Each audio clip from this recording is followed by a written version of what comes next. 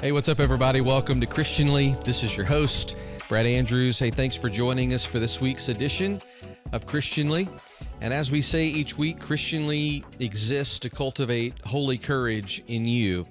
And we do that by looking at issues in our culture through a biblical lens so that you can grow in your confidence to stand firm on God's truth. And here's what we do each week. We look at three different issues together that I have a sense are important for us as Christians to understand and to know about, but also to consider what our response should be to them. And what we do is a deep dive into one issue, and then sandwiched around that deep dive, we look at two other issues that are a little shorter in length. The goal is to keep this tight, under 30 minutes, although I think I broke that rule last week. But this week we'll keep it under 30 so that every episode is focused and digestible and worth your time. So let's jump right in. Issue number one. The modern world often takes Christian things and turns them into wellness. So when longevity entrepreneur and Techbro Bryan Johnson started testing prayer, it really exposed something that people do not stop worshiping. Something will always be worshiped, but we often forget who should be worshiped. Are we the first generation who won't die? Okay, let's take that as a premise. Okay. So then I hired a team of doctors and we got to work. And so we went through all the scientific evidence. We said, like, what does the scientific evidence say about longevity and things that make you die? And then I measured every organ in my body that I could. Like, we would go through and say, what is the age? So I was 42 years old when we started. Mm-hmm. So I said, like, what is the biological age of my heart? Because your biological age can be different than your chronological age. Okay. So for example, like my left ear is age 64. So I shot a lot of guns as a kid, listened to loud music. Okay. So it's impaired. So we measured all of my organs and said, like, here's my baseline. And then we got to work, like doing therapies and measurement. And so I became the most measured person in human history. There's more data on my body than any human's ever lived. Wow. And so in doing that, we just found out, like, what kills the body. The voice from the video that you just heard was Bryan Johnson. And you may have heard of Johnson. He is considered one of Silicon Valley's tech bros. And Johnson's particular interest is what he calls longevity. In fact, you just heard me say this, he calls himself a longevity entrepreneur. His work is behind the Blueprint Protocol and his increasingly famous Don't Die philosophy. But just last week, Johnson described on Twitter that he was experimenting with, wait for it, prayer. He says he's been praying in recent weeks and he's been unsure why. Now, interestingly, Johnson was raised in Mormonism, and I think he likely remembers some kind of structured prayer from that. And now he seems to be rediscovering prayer. But the question is why and for what purpose? Well, the way in which he described experimenting with prayer may help us out a lot here. It doesn't just seem to be what prayer has traditionally been, communicating with the transcendent. Instead, he says there is good evidence behind prayer. Things like lower cortisol and reduced anxiety, calmer nervous system, less pain. In other words, prayer is not communion with God. It is breath work for likely his brand. In short, it's prayer without prayer. Now, what Johnson is doing is not unique. It is a distilled version of a much larger cultural instinct in our time. Strip transcendence of its object, but keep its effects. And it sounds as if he's trying to harvest the fruit while rejecting the tree, but it won't work. See, Johnson is a venture capitalist and a biohacker who has publicly argued that existence is the highest virtue and that this generation might be the last to die. He is, in other words, engaged in a modern resurrection project without the one who actually holds the keys to life. And he's not alone in this. Our age is filled with what I would call engineers of immortality, whether it's biotech startups, AI futurists, all attempting to solve death as if death were a technical glitch rather than a theological verdict. And listen, if death is just a technical problem, then prayer can become a personal self-help tool. But if death is moral and spiritual, then Johnson's experiment exposes something important. Even the modern man cannot escape the structure of worship. He simply prays, Johnson does, but without a who. Now, beneath that, I think there is an ache that deserves some recognition here. I believe Johnson is attempting to touch on something real. He actually is correct that interior practices shape the body. He's correct to say that the nervous system responds to patterns of attention. And he's also correct that disciplined reflection can reorder the self, but he is describing effects while missing the cause. See, the Christian tradition would say what Johnson is reaching for is not merely a kind of calm, but communion, not just regulation of the body, but reconciliation of the heart. See, prayer works not as a technique, but because it's in the context of a relationship. It's not meant to just be breath work directed inward. It's actually meant to be attention directed upward. It's the creature speaking to the creator. But once that axis gets removed, something essential collapses, because prayer without God is just self-talk with spiritual vocabulary. Christ himself does not say, figure out how to pray. He says that when you pray, say, and then he teaches the prayer that we know as the Lord's Prayer. There is structure, there is direction, there is an address, and it begins with our Father, and that's significant. Not our nervous system, not our optimized self, not our longevity project, but Father. In fact, that word alone, I think, dismantles the entire don't die framework, because fathers imply children, and children imply dependence.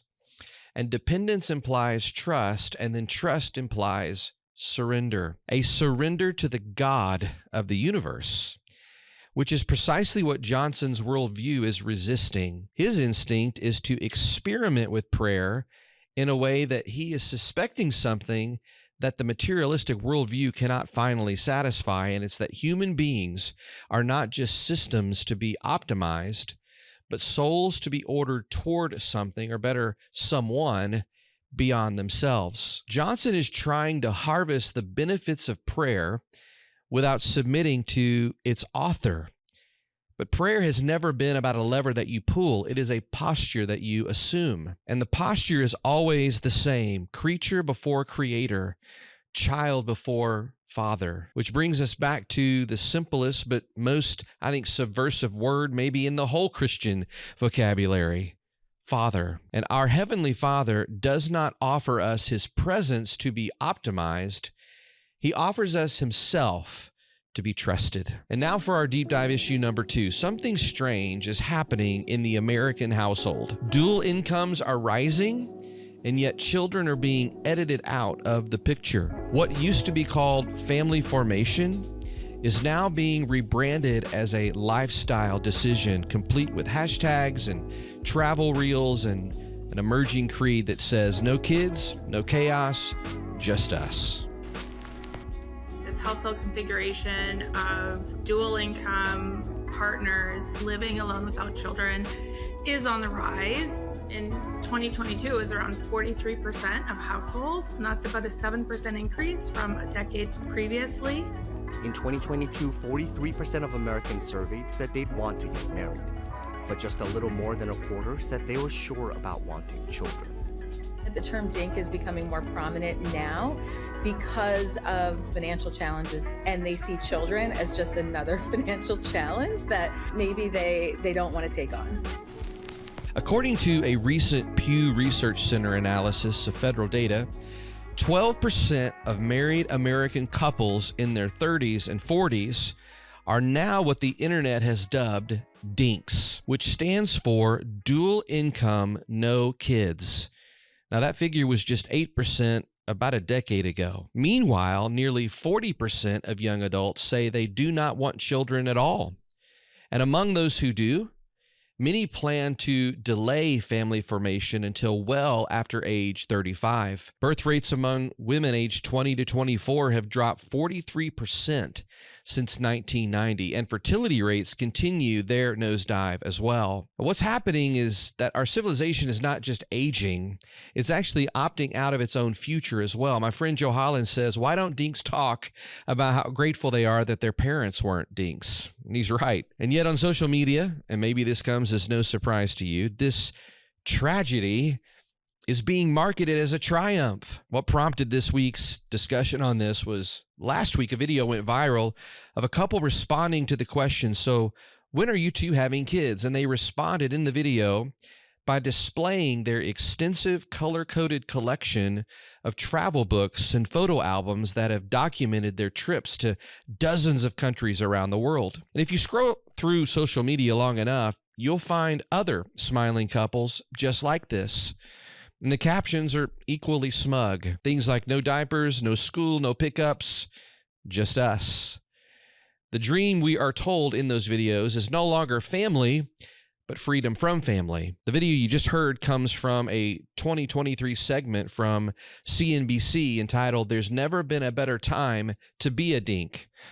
And that title really does tell us everything that we need to know. And while the dual income part is significant in these couples, it's actually the no kids part that catches my attention, because the term itself matters. It's not childless, but child-free. That distinction is revealing because child-free implies, as we just said, freedom.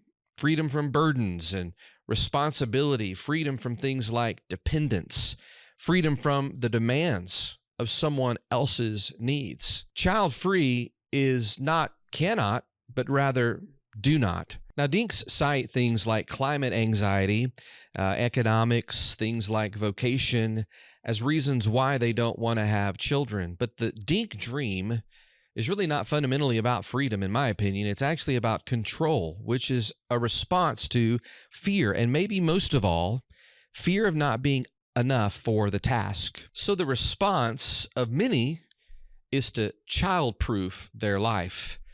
But in its place, we see what King Solomon calls vanity, or as Yuri Brito puts it, the mediocrity of imagination, an insatiable desire to amuse themselves to death. Now that stings from Yuri because it's true. What is most striking in these videos is not just the consumption, but the obsession with documenting it for everyone to see. There's actually something really haunting about it.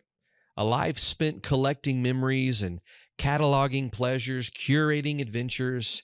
It's also very performative to me. But the performance is doing more than just showing off.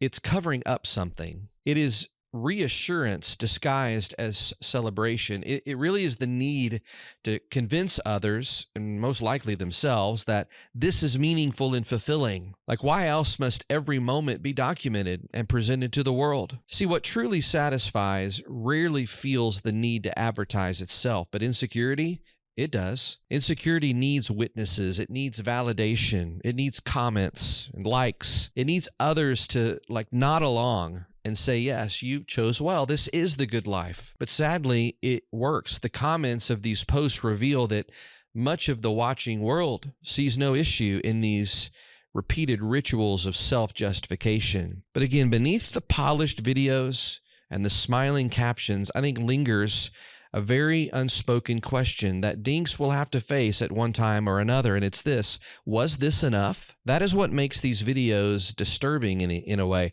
Again, King Solomon would recognize it instantly. He says, "I have seen everything that is done under the sun, and behold, all of it is vanity and a striving after the wind." That, I think, is the ache. To keep chasing moments because moments cannot hold you. To keep documenting pleasures because pleasures cannot bless you back. And so to keep curating memories because these memories cannot inherit your name is very obvious to me in this. The tragedy is not travel. It's trying to turn experience into a legacy, trying to make self-indulgence feel like it's significant. But friends, meaning cannot be manufactured through consumption.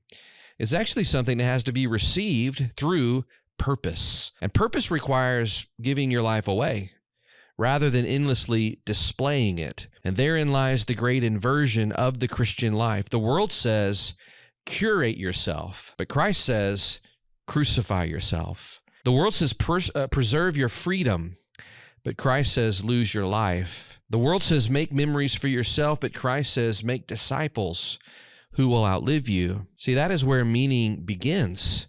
It's not in what you can document or showcase, but in what you are willing to sacrifice and pass on. And the way that God has designed that to work, in part, is through bringing the blessing of children into the world to be fruitful and multiply. That is why Scripture calls children a heritage, not a hobby. A heritage is something that you receive and then you hand down. Now, don't get me wrong, to be a parent is not easy.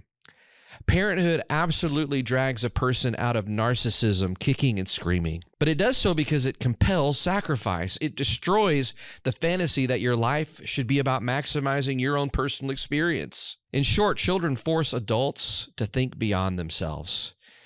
And that actually is precisely why our age is resisting it. Children are viewed as barriers to fulfillment rather than conduits of it. And Christians, we must face the fact that even the church is not immune to this line of thinking. I've come across many Christians who speak the language of cautious postponement and self-protection. Things like, we want to travel, we want to get established first, we're not ready. I'm not talking about couples who carry profound pain because they long for children and cannot have them. That kind of grief deserves care and prayer and support. But chosen childlessness is something altogether different. Here's Yuri again, quote, "We have grown accustomed to mediocrity within the church. To be a young Christian married couple and assert that you do not want to have children while being perfectly capable of bearing children is the height of arrogance. It is the possession of the spirit of the age, which must be appropriately exercised," end quote. In part, what we see with the rise of the dinks is another clever ruse by the enemy to convince young people, even Christian young people, of the inverse of God's design. It's another assault against the family, which is God's chosen unit for continuity and stability and even dominion in the world. From Pharaoh's slaughter of Hebrew babies to Herod's massacre in Bethlehem and to the 70+ million abortions worldwide each year, according to the World Health Organization, the enemy has always understood what many people forget, even Christians. Attack the children, you destroy the future. Or in the case of the dinks, subtract the children and you destroy the future. In the end, dinks must answer the question, for whom are you preserving memories for? A couple could spend decades collecting experiences, curating these albums and filming sunsets and documenting every moment, but they will die. And those books will probably be boxed up and probably thrown in dumpsters, discarded. See, the point of life is not to preserve your own childhood indefinitely. The point is to give someone else one, to build a home where small hands learn to fold in prayer, to hear belly laughs at dinner, to drive home from the hospital with a terrified joy, to watch image bearers grow up into worshipers of God, to raise arrows and then let them fly. And Christians, we must recover that vision. Genesis opens with the command we said earlier, be fruitful and multiply, because fruitfulness is a part of our witness against death. The DINK movement promises freedom, but freedom without fruit is barren. In fact, I would say freedom without children is just sophisticated loneliness. The world says, do not let children interrupt your dreams. But God says children are part of the dream. And one day when all of the curated experiences have faded, all of the passports have expired, and even the travel books gather dust, only one thing will remain. It's the question, what did you build that outlived you? For many Christians, by God's grace, the answer should be simple: a household and a heritage. And now issue number 3. Across parts of the Western world, laws written to manage public order are increasingly being applied to manage public speech itself. When preaching and prayer or even scripture are treated as harmful influence, the question is no longer about order, it's about what a society believes truth is allowed to do in public. I think this is a very dark day for Christian freedom. We held a short, brief, open-air Sunday service near Coleraine Hospital. We made no reference whatsoever to abortion, and yet the buffer zone law is so broad that holding a Sunday service has been found to be a criminal offence. At 78 years, I find myself for the first time convicted of a crime. I know it was an unusual place to hold an open-air service, but that was the point. There shouldn't be any public spaces in Northern Ireland where you can be prosecuted and convicted simply for preaching the gospel. If someone is out there causing trouble, stirring up violence, harassing or verbally attacking people, then absolutely go ahead and prosecute. But I wasn't doing any of those things, as the police video shows. On May the 7th, 2026, in Coleraine Magistrates Court in Northern Ireland, a 78-year-old retired pastor walked out of that court a convicted man. His name is Clive Johnston. His voice was what you just heard in the video, and his offense was preaching the gospel of John 3:16 within what the state now calls a safe access zone outside of a hospital there in Coleraine, near the northern coast of Ireland. His sentence was a 450-pound fine, which is roughly $614 here in America, and a criminal record. The law under which he was convicted is called the Northern Ireland's Abortion Services Act, or the Safe Access Zones Act, and it creates a 100-meter buffer around abortion facilities, and within that zone, it is illegal to, quote, influence or, quote, harass or, quote, alarm or distress. And in the case of Johnston, as he said in his own words, the wide range of what is defined as those things is enough to stretch around almost anything that the state decides is unwanted speech. And in this case, it stretched around a sermon. And so Johnston, who has spent decades preaching publicly, now finds himself potentially the first person to be prosecuted under this law in Ireland for preaching a sermon that actually did not even mention abortion. And that detail matters to me because that would mean that the crime here is not obstruction or harassment, but preaching. Yet the charge is influencing, and that is where the modern legal imagination begins to reveal its true theology. See, Johnston put it plainly. He said, if reading the Bible or praying or preaching about God's love can now be classified as harmful simply because someone might overhear it, then a public Christian witness may no longer be protected. It's actually something that's conditional. Here's Johnston again, quote, if even John 3:16 can be criminalized because of where it is spoken, then how can any public expression of Christian belief be truly safe from restriction? End quote. Johnston's not alone in this either. In Scotland, an elderly woman was arrested twice for offering conversation in a similar buffer zone before charges were dropped for her. Across parts of the UK, there have been documented cases of silent prayer itself being treated as a prosecutable offense. In fact, reports suggest that over 30 people a day are arrested in the UK for general speech-related offenses under various laws. That's roughly 12,000 people annually. So all of this really raises the question, what kind of society believes people are endangered by overhearing Scripture? The officer who was on the scene, who interacted with Johnston, hinted at their logic. Even if Johnston acted in good faith, the concern was the effect on the protected persons. In other words, intent was irrelevant. It was perceived emotional impact. That's what mattered. And here we see the danger. We see that we're no longer dealing with law as moral judgment, which is what it should be. We're dealing with law as emotional management. And in that framework, Christianity is uniquely vulnerable. Johnston, who is now appealing his conviction, has warned this has a chilling effect on things like gospel preaching. And I believe what he means is that this signals a kind of creeping censorship. If peaceful preaching is able to be reclassified as a negative influence, then the space for religious liberty in public life is going to shrink rapidly. And for that, we should not be naive. If a gospel that declares God so loved the world is treated as potentially destabilizing to the world, the state will no longer see it as a religious liberty issue. It sees risk and therefore that risk must be managed. And behind the language is something else too. It's a fear, I think, of a moral claim that it cannot control, because the gospel has never been just information. It has authority. And our culture is allergic to authority, especially when it comes from God, because it challenges the assumption that the self is sovereign. It declares that reality is not negotiated. It's governed by a throne on which King Jesus sits. And that's the real offense here, I think. It's that Christians are not asking permission. That's why the ruling against Johnston is more than just a local legal matter.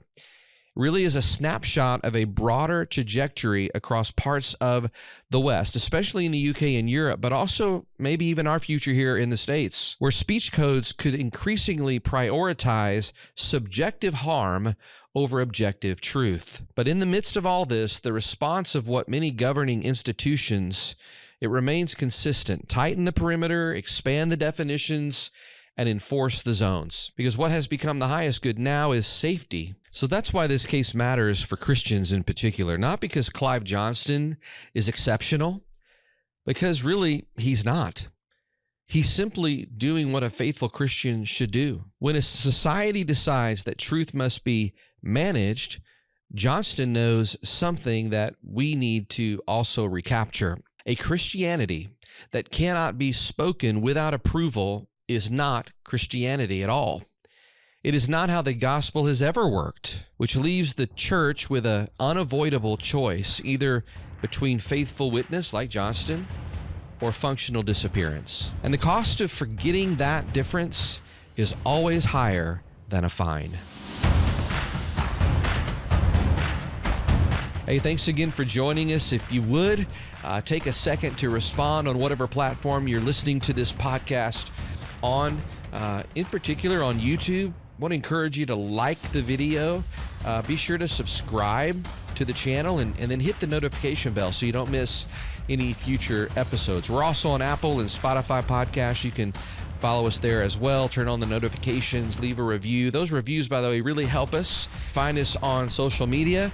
Share the episode there. If you see it, jump into the conversation. Follow us on those accounts. On Instagram, you can follow us at Christianly Pod. On Facebook, Christianly, just that alone. And then give us a follow on X as well, where you can follow us at Christianly_pod. And if you are in the Tulsa area or just passing through, I would love to meet you in person. You can join us at Cross and Crown Church at 10:30 a.m. on Sunday mornings for worship here, where I have the privilege to serve as lead pastor. We meet at Will Rogers Church at 11th and Yale. And finally, as we always say, remember, don't just listen, speak and lead and share the light. And remember that there isn't a corner of this world that doesn't belong to the King.